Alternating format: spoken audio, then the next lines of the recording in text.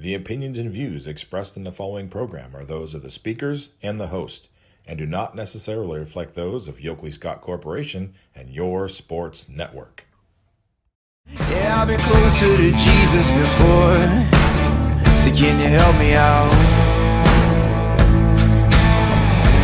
Oh, can you help me out? Am I on my own? Am I on my own? But can you help me out? Am I on my own? Am I on my own? Or can you help me out? Can you help me out? I've been scared to look in my soul.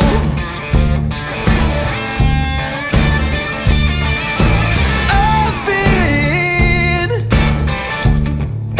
afraid I would follow the road. Yeah, afraid of the things I've been told.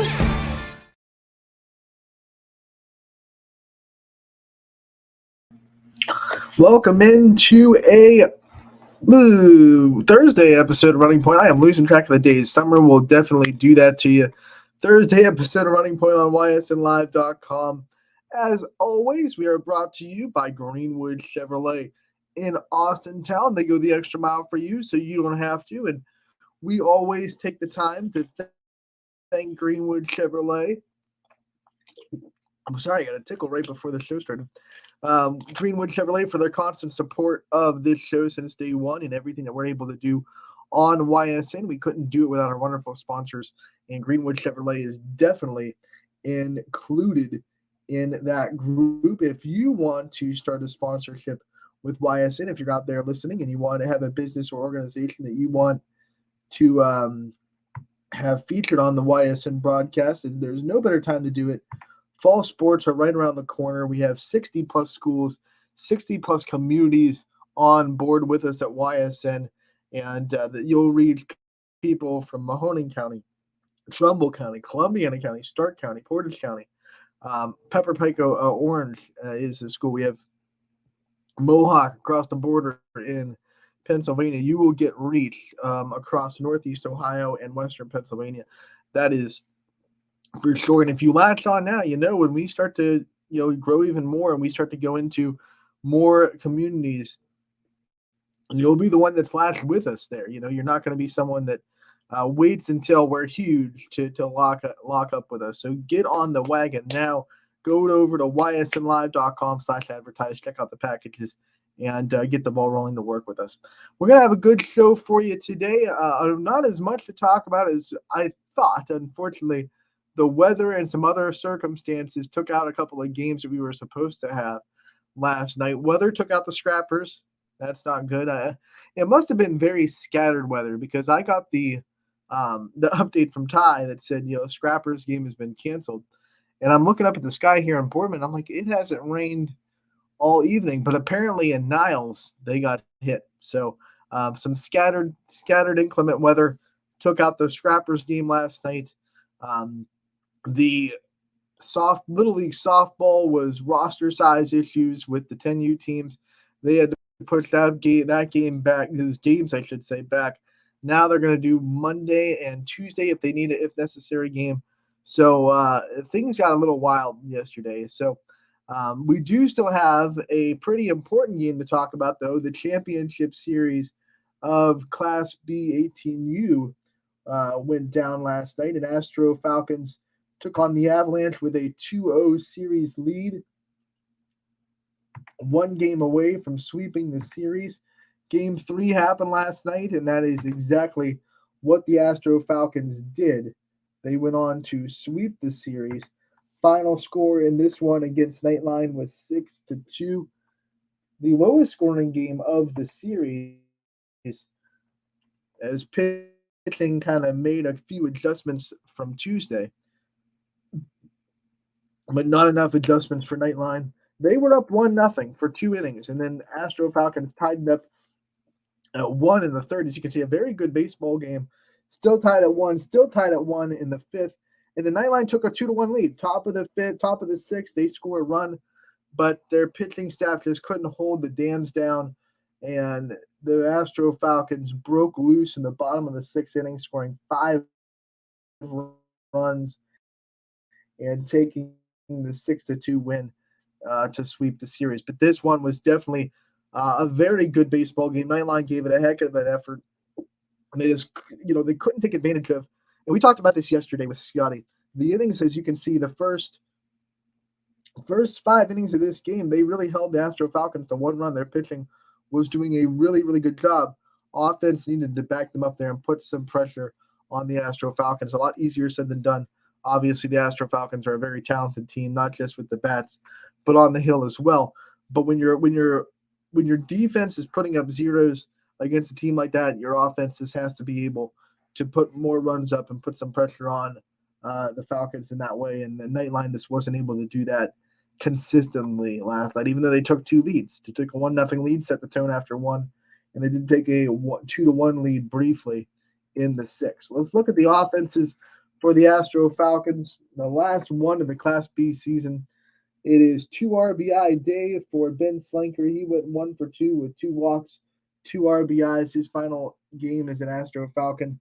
And he went out with a bang with those 2 RBIs. But 3 RBIs from Jack Lute. He went 2 for 3 with a run scored and a walk, and those 3 ribbies as well. Those were 5 of the 6 right there in RBIs. AJ Havrilla, his last game as an Astro Falcon, he went 1 for 3 with a run scored and a walk in that RBI. So a big day for those 3 kids. Multiple hits also by Austin Lafferty. He went 2 for 3 with 2 runs scored. And then down there at the bottom, you can see Colton Rourke came in and finished the game with 1 inning, gave up 1 hit, no earned run, struck out 1. Colin Castile got the start, 6 innings pitched for him. Just 2 earned runs on 2 hits, and he struck out 8, did walk 4. So that trend, I mean, I hate to beat the dead horse, but that trend that we have seen continue with the Astro Falcons, they are almost non-beatable when their pitchers get more than 6 strikeouts. And last night combined, they had 9. The teams that have had success against them this year, the 3 teams that have won, and then the couple teams that have been pretty competitive, have been able to stay away from the strikeouts. And Nightline in this series just could not do that consistently. And even though they got some offense last night, they struck out 9 times. Just too many times against this pitching staff. The RBI, just one of them for 2 of them. I'm sorry, for Nightline, and they both came from Caden Maffett. 1 for 3 with 2 RBI. Also getting in the hit column was Aiden Thompson. He went 2 for 3, the only hitter with multiple hits, and those were the only 3 hits the Nightline were able to even get. So 3 hits on the day, 4 runs on 3 hits. There's 3 errors by the Astro Falcons and the 4 walks by their pitching staff did help Nightline a little bit in their cause, but 3 hits isn't going to do it. It isn't going to do it against this Astro Falcons team. Like I said, not taking anything away from Nightline. Obviously, this is all easier said than done. Astro Falcons have a really, really good pitching staff. So I'm not trying to, kick them when they're down, but it's just the reality of baseball that you got to be able to put more pressure on a good team when you get the opportunities to. And Nightline just couldn't do that last night. Couldn't capitalize on the opportunities their pitching was giving them. Speaking of really good pitching, Jake Dowie pitched really well. He put a Herculean effort in 5 innings pitched, gave up the 2 earned runs on 5 hits, struck out 2. He used a lot of pitches, 101 pitches through 5 innings. They couldn't use him the whole game because of it. Astro Falcons weren't getting a lot of success, but they did a good job working the counts and getting his pitch count up, and they had to go to the bullpen. And unfortunately for Nightline, in this particular night, their bullpen could not make the adjustments against the Astro Falcons. As you saw, that there's 5 runs scored in the 6th inning. So that does it for 18U and actually our entire Class B coverage. Not our coverage at Scene Park. The NABF 14U and 16U both kicked off. I should say got started today. So that is going to be continuing our coverage through the NABF World Series throughout the weekend. It is going on right now as we speak. I want to see what announcers are down there real quick so I can share that with you.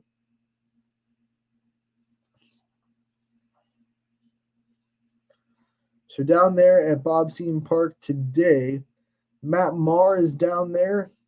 Eric Hughes is down there. Those two games are actually probably over by now, the 10 a.m. games on Scene 1 and 2. The 12:30 games that are going on right now, it's Matt Maher and Eric Hughes. Matt Maher will be there for the 3 o'clock game at Scene 1, and then Noah Ricks takes over at 5:30 on Scene 1 after doing the 3:30 Scene 3 game. Michael Janaki will be down there as well for tonight's action. Noah Ricks is staying down there for the 8 p.m. Scene 1 game. So we have, Matt Maher, Eric Hughes, Noah Ricks, and Michael Janaki all down there at Scene Park. The NABF World Series also being hosted by Boardman High School, so we have to take the time to thank them for opening up their doors for a little bit of NABF action. They did a really good job, not just hosting NABF this year, but if you recall, they also hosted a couple of 14U games in Class B action as well. So Boardman High School stepping up. They have a great facility down there for their baseball team, and they were able to share it a little bit with the NABF and Class B baseball this year, and we thank them for their efforts. Springfield as well. Springfield was the location that Class B used this year for 14U every now and then. So we thank those two for allowing us to get more and more great baseball. Want to just kind of reflection on the Class B baseball this year now that it's over. Reminders of 14U Astro Falcons won that series in 5. 16U, it was the Avalanche that took the series in 5. I had to, because that series was whack-a-doodle, went back and forth. 14U and 16U both went 5 games, and 18U, we thought, the way Nightline was playing going into it, maybe we'll have 3 for 3 in championship series that go 5 games, but the Astro Falcons and 18U said no to that pretty quick. They swept their way to a 3-0 win over the Nightline squad. I really liked watching Class B this year because every division had so much parity. Even the 18U, yes, the Astro Falcons ran away with it in the top spot. But you looked at that 2 through 8 spot for Class B baseball. It was highly contested to the point where there were 2 play-in games just to get into seedings. You couldn't just decide the top 4 for the semifinals. There was a play-in game for the 6th, and then that 6th seed had to play in for the opportunity to be the number 4 seed to play in the semifinals. Everyone was really contested in the 18U. 16U was a race to the finish all the way down the stretch. Creekside won the regular season in 16U, didn't win the championship series, got knocked out. But that was a race the whole way. All those teams were really even. That was fun. And then 14U was fun all year as well. And they proved that with the championship series also going 5 games. We're seeing a lot more parity in Class B baseball. There was not too long ago where the Astro Falcons were running away with 14U, 16U, and 18U. And quite frankly, it wasn't close. There was no one that could even touch them. And now we're starting to see a lot of these programs that kind of started a little bit, start to build. We saw Whiting have a really good 16U year last year. They continued that into 18U this year, being the 2 seed after the end of the regular season. So we saw a lot of really good Class B programs start to develop more and more. And that's just good for the level of baseball that's down there at Bob Seton Park. It was probably the most parity, I'd say the most parity we saw in a Class B baseball since we started covering it at YSN. And I can't prove that with the numbers and go back and say for sure, like statistically, this is the most even season. But, we've covered Class B for a while, and I've been the one that has been writing stories for Class B for a while. And like I said, I just remember in the years past where it was all Astro Falcons, and you kind of understood that no one there was even going to touch them. And this year, 14U Astro Falcons went 5 games and got the win. So they were pushed to the brink. And In 16U, the Astro Falcons got knocked out of the semifinals, didn't make it to the championship series. 18U still dominant as ever. Don Pletcher does a really, really good job with that 18U team, and they were stacked like they always are. And they kind of ran roughshod through the season, and then they went and they swept the championship series. They are still very, very good. But like I said, even with that in 18U, when you go below them 2 to 8, you saw a lot of teams that were playing good baseball, and there were not a lot of teams that were out of it really early. 2 through 8 was pretty much fighting for position the whole season. Um, so that still made 18U fun, despite the fact that the Astro Falcons were running away with it. In years past, it was the Astro Falcons running away with it, but then, if memory serves, the rest of the teams were just kind of floating that 500 mark. They'd all beat each other up a lot, and there wasn't a lot of competitive baseball or really good baseball, high-level baseball coming out of the other teams. It's a lot different now. They've developed these some of these new programs have developed. I like what I see from the Avalanche program. I like Whiting, what they're doing with their 16U and now their 18U, obviously. Um, I really liked what we saw from the Athletics in a couple. They're not too old, right? They're a couple of years old for the Athletics program. So I really like what I'm seeing out of Class B baseball. It was definitely a fun season. Now we get to see those teams compete in the NABF World Series as well. 16U and 14U going on this weekend. Make sure to check all that out on ysnlive.com/live is where you can find all those games going on right now down there at Scene Park. So don't leave Running Point, please. Maybe open up a second screen. Don't leave my audience, but definitely open up another screen and check out the NABF World Series going on. Something else I wanted to talk about today before we jump into the vault. We are jumping into the vault today. We're going with Canfield volleyball. Parker Wilkins going to be popped in as a trip to the vault, trip down memory lane for our continued series into the vault, where we go through player profiles that we were able to conduct this season, and we were able to kind of dive into our memories and relive some of the great moments of the 2022-2023 school year before we start previewing the next sports season in the fall. We are going to go to Parker Wilkins, who was our 2022 Ysn Defensive Player of the Year, the senior libero last year for Canfield. We'll hear from her. But before we do that, I kind of want to talk about Little League softball, because we didn't really get to talk about it too much yesterday. Obviously, Austintown won that 12U state championship, and I got to talk about Mila Hamley and what a superstar this kid is pitching in the circle. I remember the first time I was doing an Austintown game this summer. I already knew how good Mila Hamley was. She won the district last year. They went down. They won state. There's no regional for 10U. So last year, Mila Hamley was part of the 10U team, won district, dominated 10U. So we knew how good she was. But I was really excited to see a year of development. You don't get to see the 12U kids throughout the school year, because we're not covering them yet. They're not in high school yet, obviously. So it was her first year as a 12U. So I was interested. So I went down and I watched her bullpen before the first Austintown game, and I was just blown away by her warm-ups and the way that she handled herself during her warm-up routine. It was so professional. It was so focused. Like, you see a lot of young pitchers, they're kind of having fun with it. They're not taking warm-up super seriously. A lot of them. The ones that are great are, but a lot of them are just kind of, going through the motions a little bit. But Mila Hamley, like, she called out what pitch she wanted to throw. She was talking to her coach, Matt Hamley, the whole way, talking through what was working, what wasn't working, getting instruction. Like, she was going through almost what looked like a complete bullpen session, and she's a 12U softball player. I was really amazed. And then as I was watching her, I had to watch her up close. Like, this was one of the things I was so excited to do, because I'm a softball nerd. As you can tell watching Running Point throughout the years.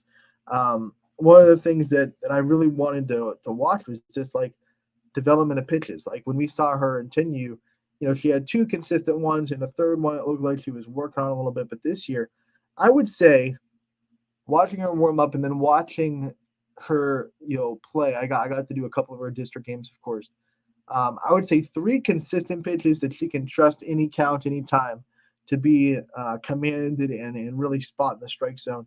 But then there's probably 4 and 5 that they're getting there. They're developing. You can throw them in a game.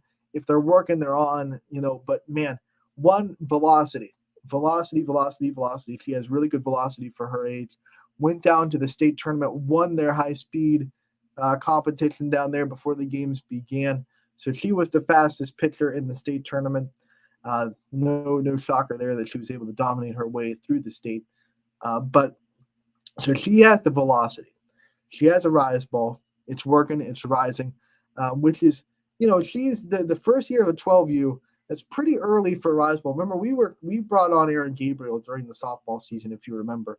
And one of the things I asked her, because I really wanted her to explain this, because I see a lot of kids want to learn the rise ball first, because it is the most popular pitch in softball, because it's the one that's unique to softball. It's kind of the softball's claim to fame, I guess you could say, the rise ball, because there's nothing like it. Baseballs don't rise. So you're not going to turn on a baseball game and see a baseball pitcher throw anything like a rise ball, right? It's the thing that makes it's the unique pitch in softball, right? So I was asking her, like, when do you develop a rise ball? And, 11, 12 is when you start developing it, when you can get the velocity. And, like, there's no age limit, but, like, it's when you can get the velocity up. Because if you don't have velocity on the rise ball, it's just a fastball. You're just kind of hurting yourself. You're not going to get rise on it. It's not going to break. But she has a rise ball. It definitely rises. She has enough velocity to break it. I'm not going to sit here and say it's like a super jumpy rise ball. It's not there yet. That's obvious. But it does break up. Like there's a rise ball that breaks. She has that there. She has a fastball she can throw. She has the curve and screw. She goes both sides of the plate. But then I also saw, change up. Change up was really good from what I saw. When you have velocity and you have change, that's going to be a good thing. But then I also saw some pitches this year, which I was really impressed with. She had some down pitches going. She was starting to work low in the zone, having some pitches drop out of the zone, drop to the knees, strike at the knees. Development like this is what's going to make her great. And I texted Steve Ford, watching her warm-ups almost immediately. I texted Steve Ford and I said, man, you are blessed with riches, because it's in a lineup that, 2 more years of Sydney Watts at Austintown Fitch. And then when Sydney Watts graduates, it's going to be Mila Hamley's freshman season. So, that's just an embarrassment of riches right there. You have 2 pitchers that are going to be, actually one pitcher that is special, totally special. One pitcher that I fully believe is going to be a special pitcher when she gets into high school. No doubt about it. And she's going to come right behind her. Like, doors wide open for Mila Hamley to come in right after Sydney Watts. So impressed with Mila and her pitching ability. I was so impressed with Austintown as a team. They had to come out of the losers bracket in that district. Now, I know the district championship got rained out. They weren't able to go and earn the district championship on the field. But they won the first game in pretty decisive fashion. They lost to Boardman the first time, 3-1. They had to go out of the losers bracket, get back in the championship, and they won game 1 against Boardman. If they lose that, they lose districts. They probably go to state, but it wouldn't be as exciting. They'd have to go the harder way. They'd be in the bottom of the bracket. So to beat Boardman the way they did in the first game of the championship, super impressed with their ability to refocus, make adjustments during a game. They have some of the best hitters in the district, obviously in the state. Annabelle Mikesell, we talked about Mila Hamley winning the speed challenge down there at state. Annabelle Mikesell went down and won the home run derby in the state. So also won the district home run derby, by the way. So you got power. You got Seneca Coates, who's probably the fastest kid I've seen in Little League this year. Ran down a ball in left center field like it was nothing. Inside the park home run like it was nothing against Boardman. Really, really good players down there in Austintown. Can't wait to see them go to regionals. They're one step away from the Little League World Series, and that I believe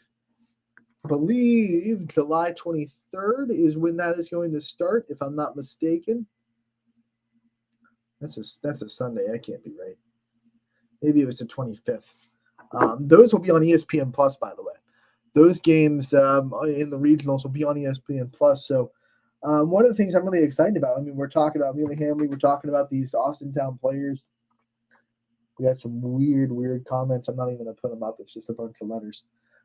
Sorry for that distraction. But we talk about Amelia Hamley, and I'm really excited to see her, these players that I've just mentioned, go to the next level, right? Like, this is the next level. There's not a huge jump, quite honestly, between district and state, especially in this district. Clay, the team that Austintown beat in the state championship, and probably the best team not in our district and state was probably Clay.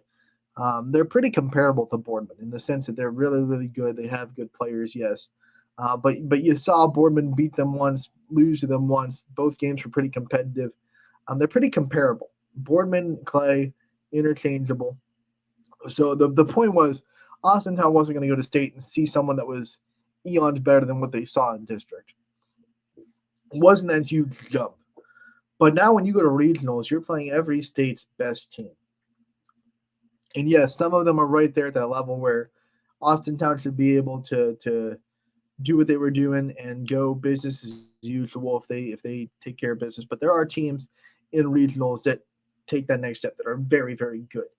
And I'm interested to see how Austintown handles the big stage, being on ESPN, being down there, being one step away from the League World Series, and the click up in competition. There's definitely a tick. There's a big jump between state and regional. So I'm excited to see it. I believe in this team. I think they can go do big things. Boardman went down there and competed last year. So I have no problem seeing Austintown do it this year. I think they're poised and ready to go.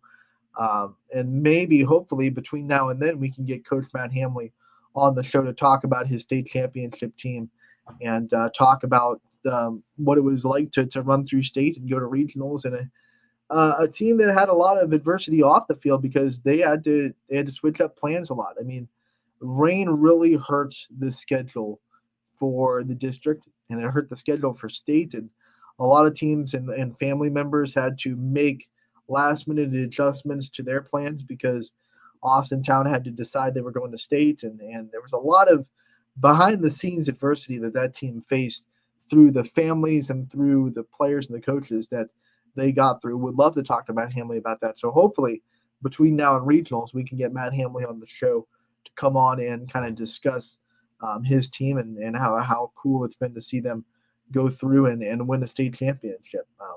Stay tuned. We might get him on. We're definitely got the feelers out there. We're going to take a break here on Running Point, though. When we come back, we're diving back into the vault. Canfield Volleyball, Parker Wilkins, the 2022 YSN Defensive Player of the Year. We're going to play the interview that we did with her this fall. Next on Running Point, as always, we are brought to you by Greenwood Chevrolet in Austintown. Back in a bit. When looking for home design inspiration, don't just be inspired, be Baird inspired. Whether new or remodeling, Baird Brothers has the latest trends like shiplap to refresh your home. Go from inspiration to installation with our wide selection of in-stock American hardwoods. From the rustic charm of antique oak to the warmth of traditional cherry, Baird Brothers has what you need to make your home inspiring. Baird Brothers, our family's heritage, your family's home. Quality, customer service, and integrity. Those are the 4 words that have driven our success since 1957 at Joe Dickey Electric. Joe Dickey Electric is one Mahoning Valley landmark business that stays current with the requirements of our customers. Family owned and managed, we are an electrical contractor and energy solutions provider. Every member of our team adds to his or her skill set through ongoing training. Residential, commercial, industrial, automotive, and more. We keep ahead of the needs of our customers with a fleet of more than 50 vehicles and 24/7 emergency service, so you're never left in the dark. WRS Wealth Advisors, the area's premier wealth and retirement specialists. Located on South Avenue in Boardman. Your teams work hard and give it all they've got. Well, so does ours, because 21 Sports and YSN give you extra effort when covering local sports. 21 Sports and YSN, winning coverage of our Valley's teams. Hi, I want to tell you about my Trish Yearwood home collection available at Sheely's Furniture. With 2 locations serving Ohio and Pennsylvania, Sheely's is one of the country's top sellers of my home collection. And the best part? At Sheely's, you never have to wait for a sale. They offer everyday low pricing as well as a price match guarantee, so you can shop the Trisha Yearwood home collection with confidence. Come see my collection with something to offer for every room in your home and get it all with free local delivery, only at Sheely's Furniture. Shopping for a vehicle online should be easy and worry-free. Introducing Merge from Greenwood Chevrolet, a completely new way to buy a car that combines the convenience of shopping online with the personal touch and expertise that Greenwood is known for. With Merge, shopping is as easy as 1, 2, 3. Choose a vehicle from our pre-owned inventory, build a deal that fits your needs, and finalize the deal with our online buying team.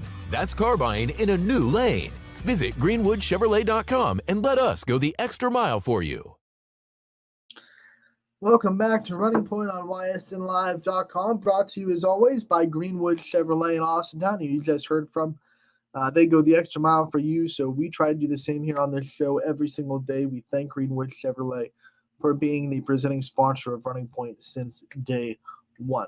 We went the extra mile all season last year, all sports seasons, winter, fall, spring. I don't know why I didn't do that in order. Fall, winter, spring, whatever. We did everything. We did a bunch of player profiles, and we will continue to hop into the vaults here on Running Point and relive some of the best player profiles we did in the 2022-2023 school year. And we go into volleyball season, and we hear again from the YSN 2022 Defensive Player of the Year, Canfield's senior libero, Parker Wilkins. What a great defensive player she was, and great to cover throughout her career. We had a great chance to talk with her last fall in her Canfield finale as a senior. Myself and Mr. Richie Giuliano were pleased to interview her, and here's how it went. So enjoy this trip into the vault on Running Point. This is Parker. Thank you so much for taking the time to join us today. Thank you for so much for having me. I'll start it off with that. Libero, defensive minded. How much pride do you take in your defense, in that back row? I honestly love defense. I think it's so much fun. I have great back row players with me, Maddie Cleveley, Alana Lawson. I mean, it's so much fun back there. So I ask every libero this because every time an outsider watches volleyball with me, the first question they ask is, who's that player in the other colored jersey? Why are they doing that? It doesn't really. How many times have you been asked why you wear a different jersey from maybe your student people, your friends in the school that don't play volleyball? How much have you been asked that question? Honestly, a lot. Either somebody asks me and they think I wear the wrong jersey, or sometimes if they ask what position I play, I just say that I wear the other color jersey because nobody really knows what libero is. Now, you didn't wear the other colored jersey in your previous years when playing at Canfield, but now you get that spotlight here in your senior season. How much did that help you getting some varsity experience before this year? I mean, it was good. I've played libero for the past 3 years. I mean, it's been a great time. I took my sister's spot. She was libero when I was a freshman. It was great taking her spot and being able to follow after her. So basically what you're saying is when you graduate, it'll end a long string of Wilkins being a libero at Canfield. Go a little bit more into that legacy and taking over that and what it's meant to you to uphold it the last 3 years and how much pride you've taken in that. I mean, it's been great. I'm lucky to have my sister who got to lead me, and even now she coaches me. And she just helps me out. So being able to watch her when I was in middle school and even freshman year, I got to see how I wanted to play and learn from her. So it's just been nice to have a great role model to watch for the past few years and then be able to take her spot and just follow after her. You played a lot of matches at Canfield, but to start this season, this has to be one of the toughest stretches that you have been throughout this program. Playing Hoban, playing Girard, Western Reserve, and Boardman, all 4 good teams to start the season. What has this stretch kind of taught this team? Because you guys have been through a little bit of some lumps in the road so far to start.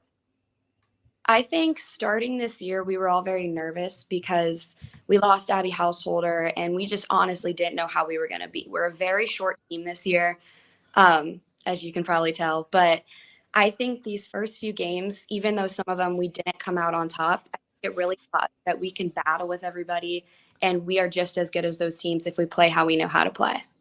I want to ask you about that because you brought up losing a householder, and I think a lot of people outside the program, volleyball fans in the area, thought, okay, that because of what she meant to the team, that it was going to be an inexperienced team this year. But I think people forgot that you still have 6 seniors. So, how much is leaning on the experience and the 6 leaders that you have in that room been a factor in still having success this season?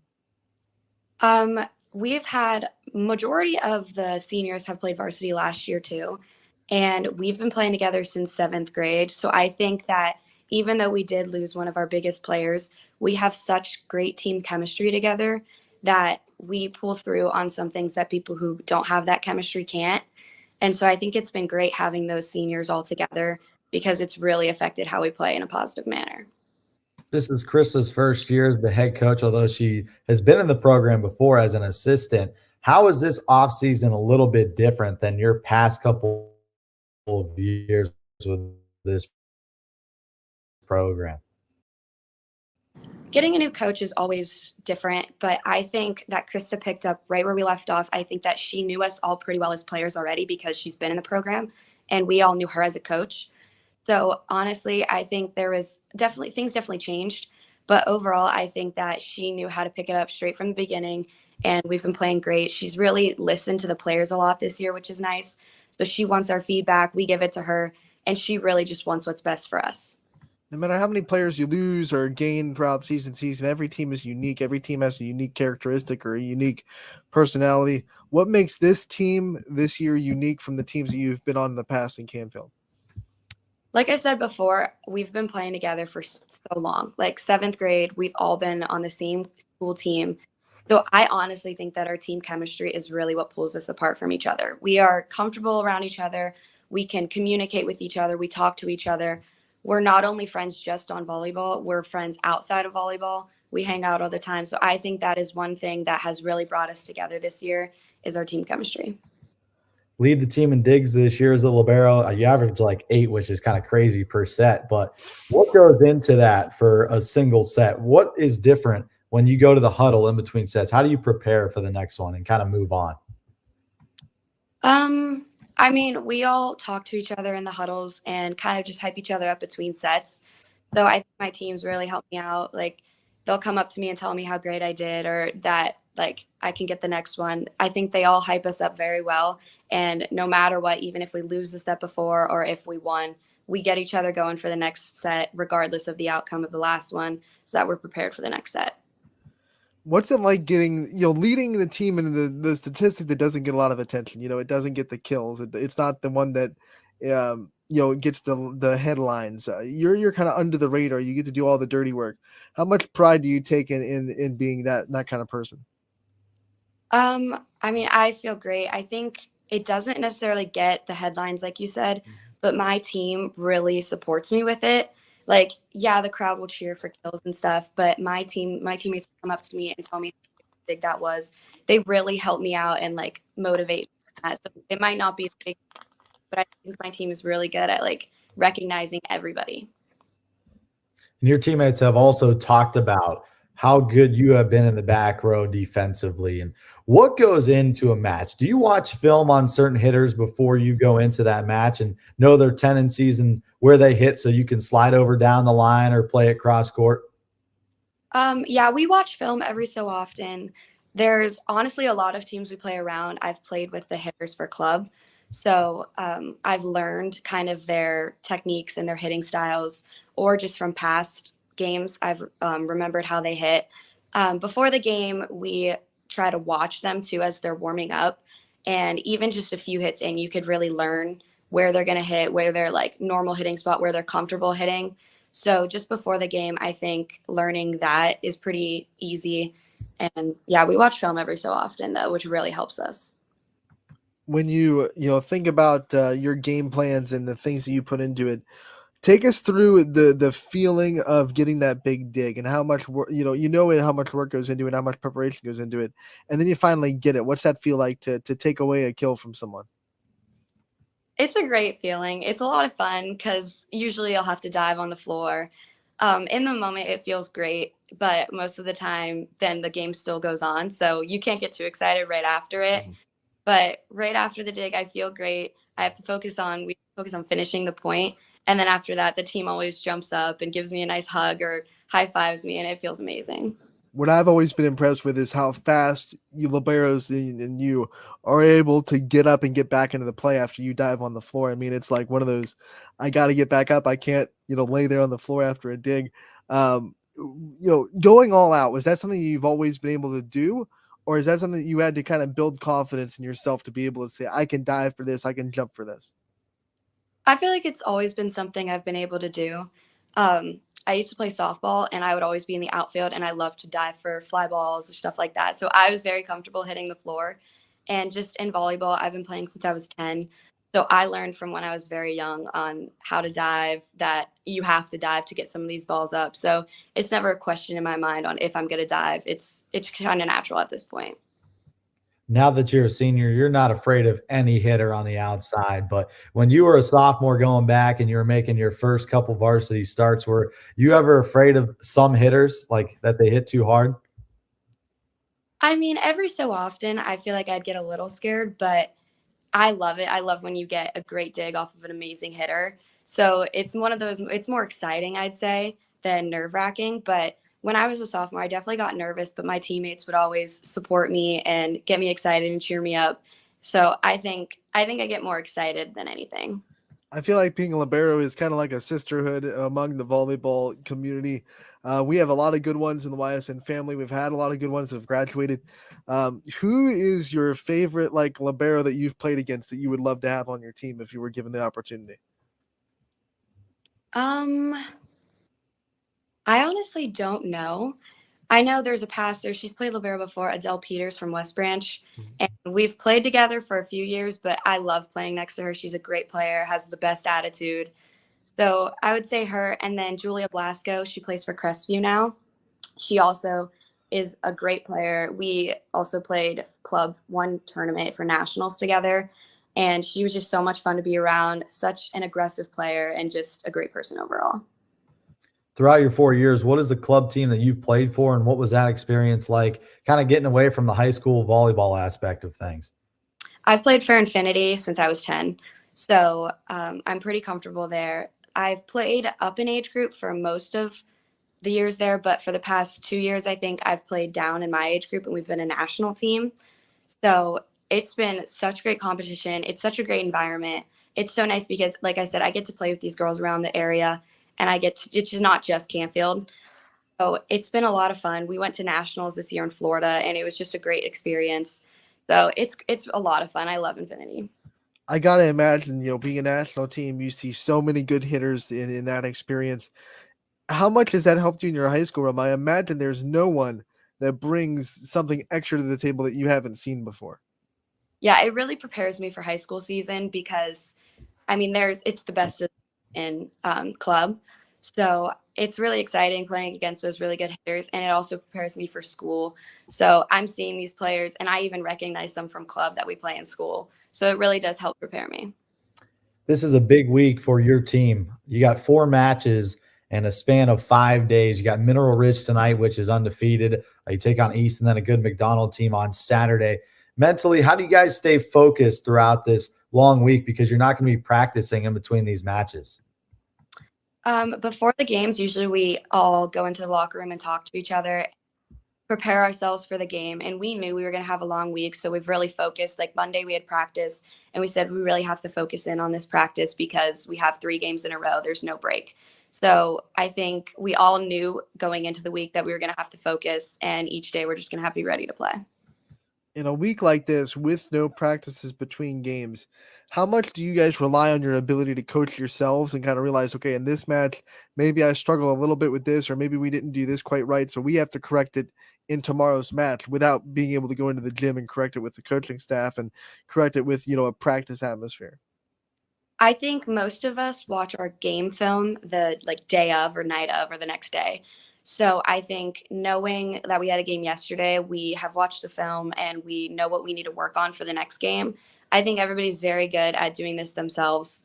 And our team is really just, we go outside of volleyball to keep working on it. So I think everyone has been good and knows exactly what they need to do for the next game.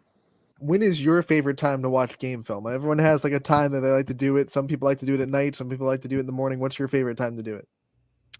I usually watch it on the bus ride back from the game or right when I get home. I watched Girard the night that we played them, and I started watching like Howland on the bus ride back. So I like watching it then or just kind of right before I go to bed so I can just lay in bed and just watch film. For you, volleyball is kind of instilled in your blood, but what are some other things that you like to do outside of playing volleyball when you have free time?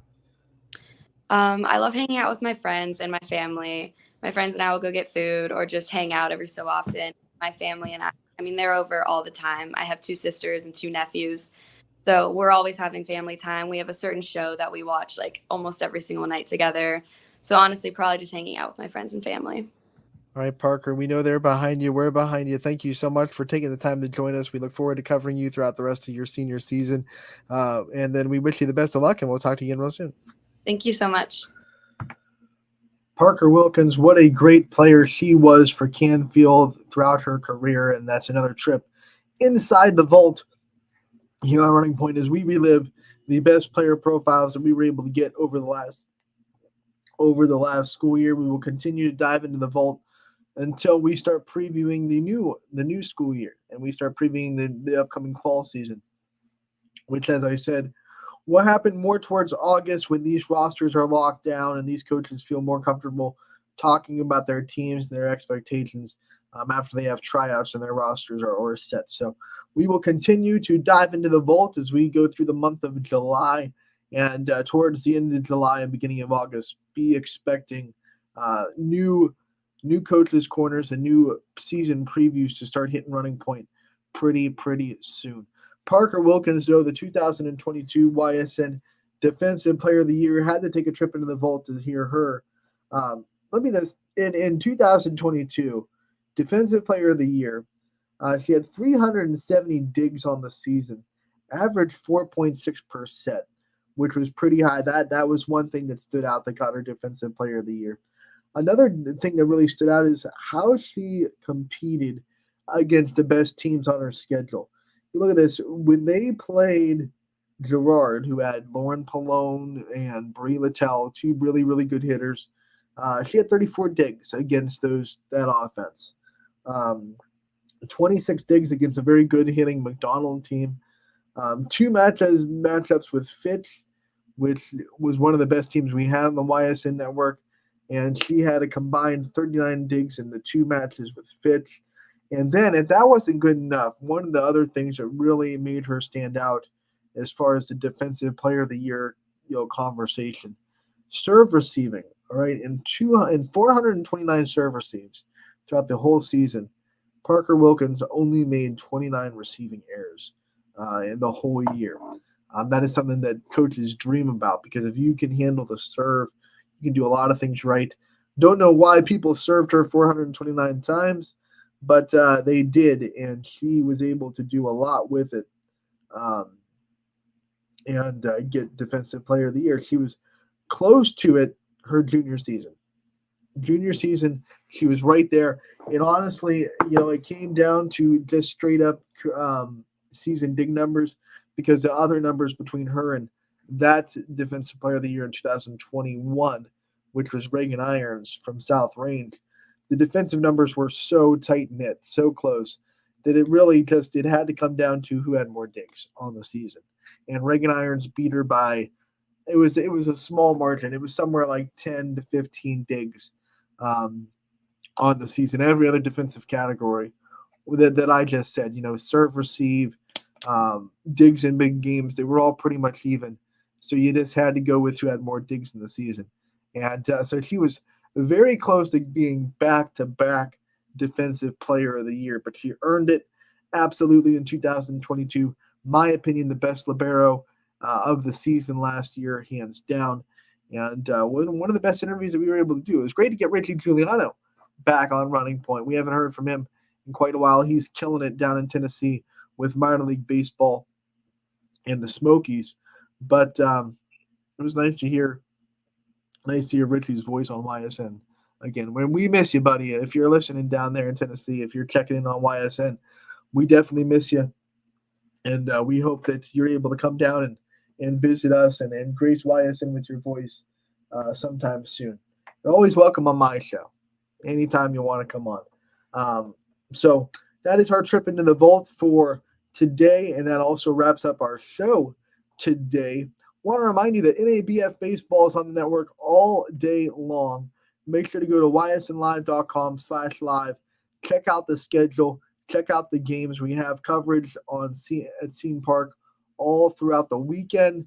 Tonight, tomorrow, doesn't really matter. If you want to watch baseball in the NABF World Series, YSN is your place to do it. So make sure to check that out. Tomorrow, we'll be back on Running Point from 1 to 2, like always, to round out your week and send you into the weekend. And we thank you again for tuning in. This has been Running Point. As always, we are brought to you by Greenwood Chevrolet in Austintown. We will see